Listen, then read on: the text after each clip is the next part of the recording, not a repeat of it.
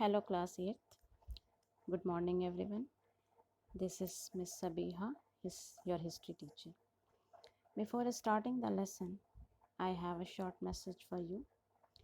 Dear children, as you know, we all are facing a very hard and testing time.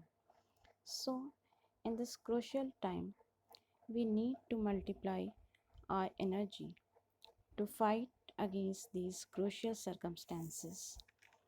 Dear children, always remember that there is bright and glittering sunshine after every dark and gloomy night. So, with this positive thinking, have a deep faith in the Almighty God that one day we shall overcome. With these words, let us start with the first chapter, a period of transition. Here, I instruct all the students to go through with the. As the title suggests, a period of transition. Transition means changes. These changes may belong to any field of life. So I start this chapter with the topic what is history or the definition of the history. History is the study of changing patterns in any civilization, tribe, or society. These changes may be social, cultural, economical, or political. So, to mark these changes, historians have divided history into three periods, that is, ancient, medieval, and modern. These broad divisions mark how one period differed from the preceding and the succeeding periods. Preceding periods, that happened before, and the succeeding times when you have important position after somebody.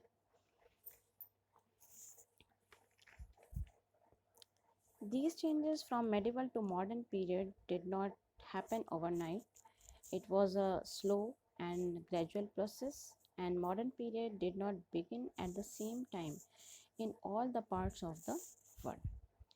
If we talk about India, modern period started in 18th century, whereas in Europe it started in 16th century. So after that we will discuss about the sources of history. How do we know what are the sources, and if we say there is a lot of source materials for the modern period of India or to know modern period of India. So there are two kinds of sources, that is primary and secondary. Primary sources consist documents such as letters, government's reports, autobiographies, newspapers, and speeches. Whereas secondary sources are differ from the primary sources because after studying primary resources, historians explain them in their own way and present before us in the form of reviews, reports, articles, and books. For example, your textbook can be considered as a secondary source to know history. Now, when we are talking about modern period, so when modern period started, it dropped a great deal of influence upon India. Before study history of modern India, it is very important to know the changes that happened in other parts of the world and what was the reason, what was the factors that was responsible for these changes, what was the movement that was responsible for these changes. So here we will discuss about the movement Renaissance.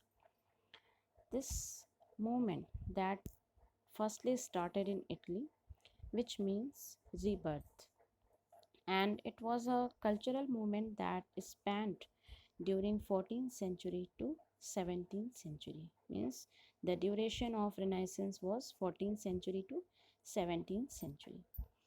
The main aim of this Renaissance was to revive or to strong classical glory, learning and culture of ancient Greece and Rome. that was completely lost, that was completely ruined due to the domination of the church or pope, due to the domination of the religion. The thinkers or philosopher of Renaissance movement was thinking on reasoning and knowledge and not on religious belief or emotional response. These thinkers, philosophers insist the people to not blindly accept whatever is told by church or pope. They just ask the people to judge and accept the things in the light of reason. They just ask the people ki whatever is correct, whatever is right, just think, argue, and then decide. As a result of this advice of Renaissance thinkers, people began to think, they began to argue, they began to judge and experiment and use their own reasoning capacity to find the conclusion of anything. So, secular themes and the depiction of human form became the focus of paintings and sculptures. We can say during this moment, there was the focus on human form, which was depicted in the form of painting and sculptures. There were some writers, painters, sculptors, and scientists who represented this movement wholeheartedly, such as Michelangelo Bonarotti, William Shakespeare, Leonardo da Vinci, Nicholas Copernicus, Galileo Galilei, and Isaac Newton.